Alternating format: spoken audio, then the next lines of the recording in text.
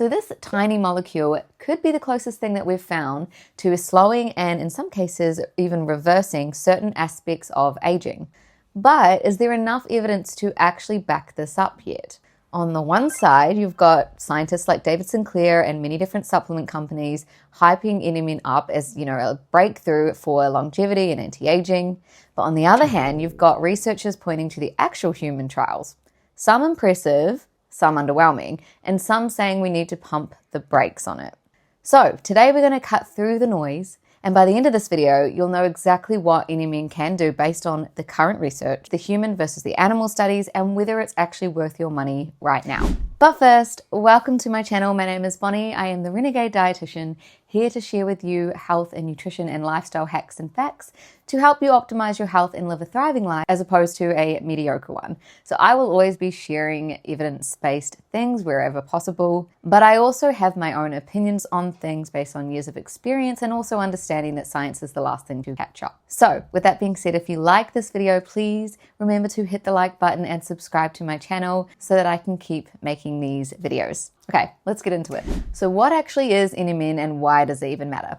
So NMN stands for nicotinamide mononucleotide, and it is one of several precursors to NAD+, which is a coenzyme that your body uses for almost everything that keeps you alive and well. But here's the catch. NAD+ levels drop as we age, and by middle age, we have roughly half of what we did in our 20s, and NMN also drops as we age too.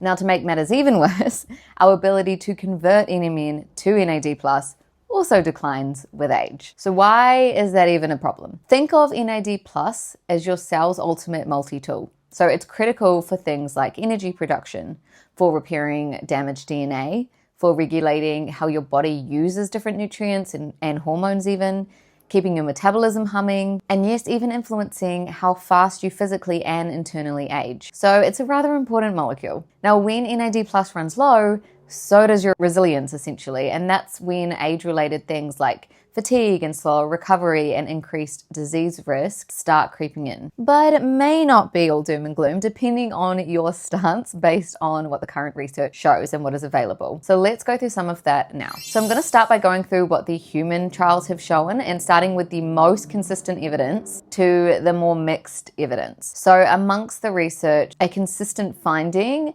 has been that NMN raises blood NAD+ levels, at least in the short term. So several randomized controlled trials have found that oral NMN can raise blood NAD+ levels within 1 to 4 weeks, but with levels returning towards baseline levels once supplementation stops. For instance, in older adults aged between 65 to 80 years, 250 milligrams of NMN per day nearly doubled whole blood NAD+ by week 4, and then it remained elevated through week 12 whilst they were still taking NMN. Now, a multi-center dose-finding RCT or randomized controlled trial in adults aged between 40 to 65 again found that 300, 600, and 900 milligrams of NMN per day for 60 days this time produced clear dose-dependent increases in blood NAD+ levels. And similarly, a pharmaceutical-grade NMN tablet called MIB-626 elevated circulating NAD+ levels in overweight or obese, middle-aged and older adults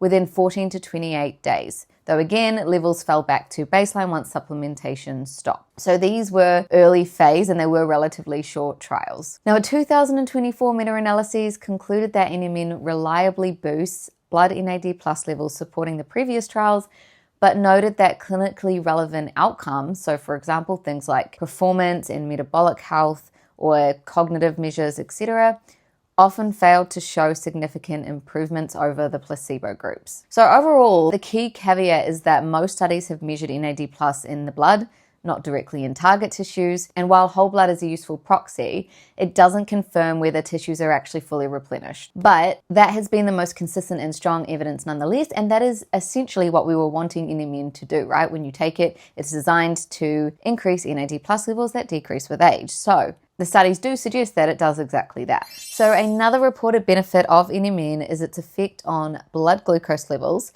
and insulin sensitivity.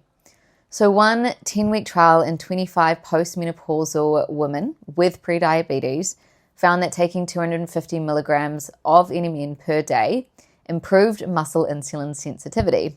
And this was measured by the gold standard clamp technique, so pretty compelling evidence. However, there were no changes in body composition or liver fat, and muscle NAD plus content itself didn't rise clearly despite improvements in signaling. Now, it is also important to remember that this was a very small and specific population, so we can't say that the results will transfer to other populations, and there have been other short randomized trials that have shown more neutral or mixed results with no meaningful improvements in HbA1c, so your long-term measure of your blood glucose levels, or fasting glucose or insulin compared to the placebo group. So this is why some researchers argue that NMN's metabolic benefits may have a more modest overall benefit or limited to certain groups. So in my opinion, the jury is still out on that one. I definitely think there is more research that is needed in that area, but it does show some potential. So then we have physical performance. So in trained runners, a 6-week trial using 300 milligrams up to 1,200 milligrams, I think it was, of NMN per day, combined with regular training, did show a dose-dependent improvement in ventilatory threshold, so basically how efficiently the body uses oxygen at submaximal effort. But importantly, there was no improvement in VO2 max or peak power. It was, again, also a small study, so mostly in young active men this time. We can't assume that the same results apply broadly. You'd need a much larger cohort of people to say that, but that is what has been found in that study nonetheless. Now, for walking performance in middle-aged and older adults, the evidence is actually even more mixed. Some 8 to 12-week studies haven't shown much at all, whereas one larger multi-center trial, funded in part by the industry, so there is potentially some bias there, reported that 600 to 900 milligrams of NMN per day improved distance on the 6-minute walk test. But again, critics have pointed out that participants that were in this study started out walking unusually slow, which makes the gains look a little bit bigger than they may have been. So far, those findings haven't really been replicated in stronger independent trials. Now, when it comes to sleep and fatigue, again, the results so far are modest, and timing may also matter in this. In one 12-week trial in older adults, again, aged between 65 to 80, taking 250 milligrams of NMN in the afternoon seemed to improve daytime drowsiness and lower limb function. But strangely, when the same dose was taken in the morning, the benefits were weaker or not there at all. Now, some analyses did show improvements on overall sleep quality scores, like the Pittsburgh Sleep Index, I think it's called, but not consistently across all the subcategories or time points. The trial was small and it was industry funded, and other studies haven't really confirmed the same effect. So the takeaway with this benefit is that, again, the evidence is mixed, and at best the improvements are subtle, if there are any, on sleep quality. Now, for vascular health, the evidence is more of a trend than a clear effect at this date. But in one 12-week randomized control trial, participants took 125 milligrams of NMN twice a day, so double that amount in total, and researchers did see changes in NAD-related metabolites and a hint of reduced arterial stiffness as well. This effect looked stronger in people who had higher BMIs or blood sugar, but when you actually looked at the group as a whole, the improvements were quite modest, and some of the measures didn't actually even reach statistical significance. So it was also, again, a very small study and only about 36 people in it, and fairly short in duration as well, which is a flaw with most of these studies, it seems. So while it suggests that NMN might support blood vessel health, the findings are preliminary at best. Now, on the safety side of things, short-term studies have been pretty reassuring with, single-dose escalation trials where people took anywhere from 100 milligrams up to 500 milligrams. They didn't report any serious side effects of taking NMN. And in some randomized trials lasting up to 12 weeks, even doses as high as 900 milligrams per day were generally well tolerated. So a pharmaceutical-grade version, as I mentioned before, the one that's MIB 626, also raised NAD+ levels without major safety signals over several weeks. But that said, we don't have any long-term data, and we don't really know how NMN interacts with other medications either. So for now, the evidence suggests that it's safe in the short term, but the bigger safety picture is still incomplete. Okay, So to kind of summarize the human studies, the issues with it is that, the sample sizes are often small. So between 20 to 100 people, the durations are short, 4 to 12 weeks or 3 to 12 weeks even. Many of the outcomes are surrogates. So I mean like NAD plus in the blood and walk tests rather than hard clinical endpoints. And several studies have industry funding or use branded NMN, which can result in bias. The results sometimes also hinge on subgroups like pre-diabetic women or those with higher BMI, which isn't necessarily a bad thing, but that may not apply to everyone. So that's kind of the picture from the human trials. In my opinion, it's all over the place. But of course, there's also a big body of animal and mechanistic research on NMN. Now, obviously, what happens in rodents or in isolated cells, it doesn't necessarily translate directly to humans, but it does give us some clues about what might be possible. So in animal and mechanistic studies, NMN seems to essentially turn back the clock on several different aging pathways. It has been shown to reactivate more youthful gene activity, so switching on DNA repair and energy-related genes while dialing down stress and inflammation signals. It also boosts mitochondrial function, so basically helping your cells. It's like the power plant in your cells, right? So it helps them run more efficiently.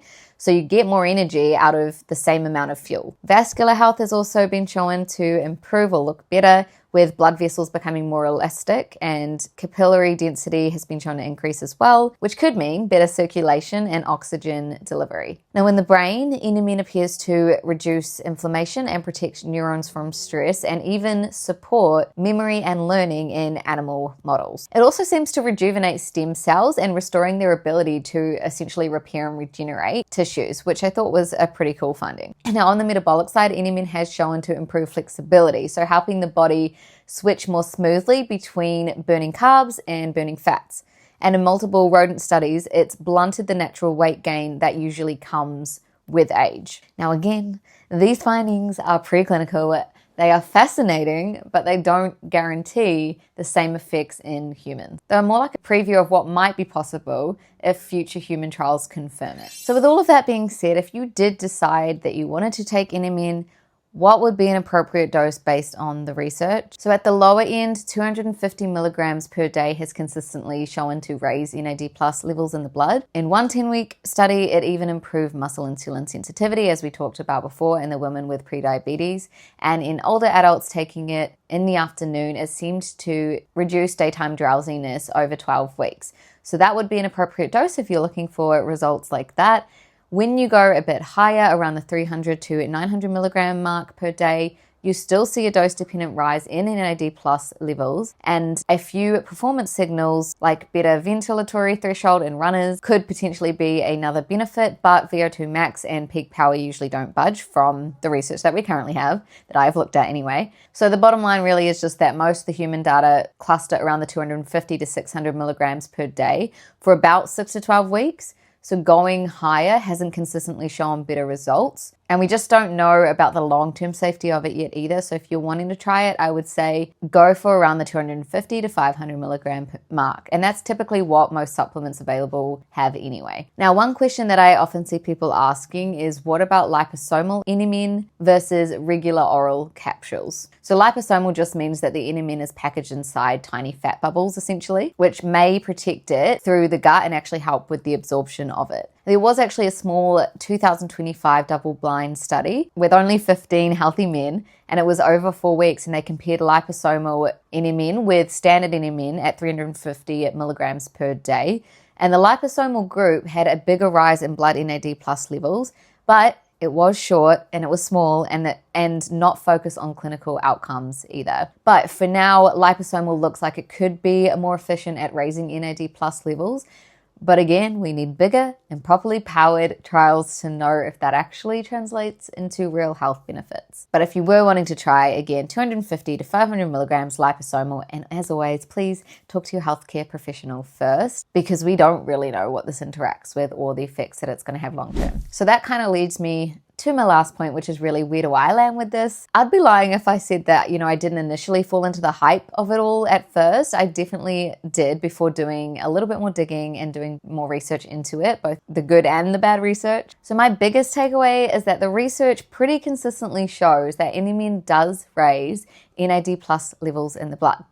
Now, yes, that's a proxy. It doesn't automatically mean that every tissue and muscle gets topped up, but blood NAD levels do act as a reservoir for cells to draw from, essentially. And since NAD+ is something that naturally declines with age, replacing that decline is kind of the whole point of taking NMN, right? So when it comes to actual outcomes or more specific outcomes, the evidence is more mixed. Things like insulin sensitivity and sleep performance and vascular markers, all of those things, there are mixed evidence on that, right? Some signals are there, but they're not always consistent or strong.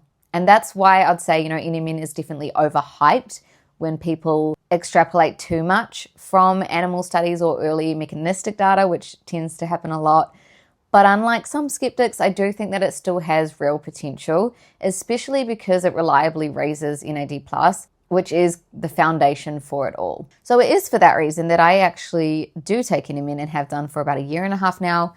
When I first started taking it, I didn't actually have any noticeable changes, or that's a lie. I remember when I first started taking it, I felt like I didn't have to nap nearly as much in the afternoon, and that's another reported benefit that people have seen from it. But aside from that, I didn't notice any other changes, but that's also because I later found out that I had a bunch of health issues at the time that were likely masking any benefits that I could have or would have seen from it anyway. So that makes it a little bit tricky for me to assess the benefits. At the time, I was taking 250 milligrams, and that was in a concoction with a bunch of other things. So it had collagen and other antioxidant things in there too. But more recently, I changed to 500 milligrams per day and in an isolated form. And whilst when I started the increased dose, I no longer had the same health issues that I previously had, but I'm also on a whole bunch of other things at the moment, like creatine and augmented NAC, and I'd recently had an iron transfusion and vitamin D injection. So without having proper testing done, I can't say for sure that it's actually doing something or not, but I have been on it for a long time. And I mean, I don't think I've experienced any negative side effects, but that is a risk that you need to be aware of because there is no data to show what could potentially happen with that. But for me, I do love trying these things and wanted to give it a go. Now, ideally, we would all be able to test ourselves the way that people like Brian Johnson do, for example, measuring exactly how it's affecting our own bodies. That would be the gold standard because everyone is so different. So it would be nice to see, what's actually happening in us, in each of us. But most of us don't have access to that. I do know that I watched a video where Brian Johnson talked about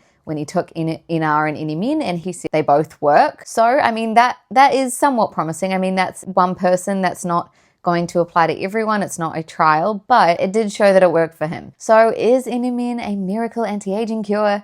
No, based on the current evidence, I don't yet think it is, or I don't have enough evidence to support that claim.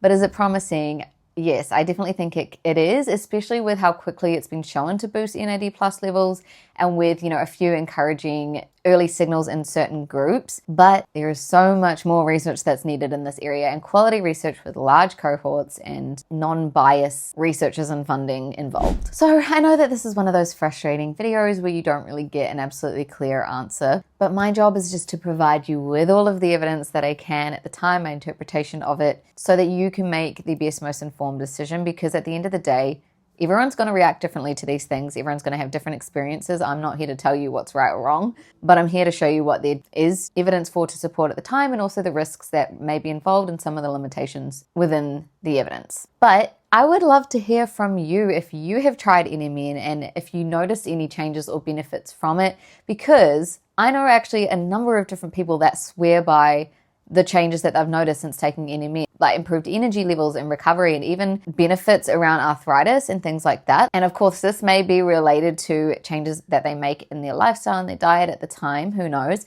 But I have heard and read a lot of people experiencing amazing benefits from it. So have you tried NMN? What has your experience been with it? Please comment below. I love reading all of those and replying to them. And if you have any suggestions for future videos, also feel free to drop that below. All right, I hope you found this video helpful. Please remember to subscribe, and I will see you in the next video.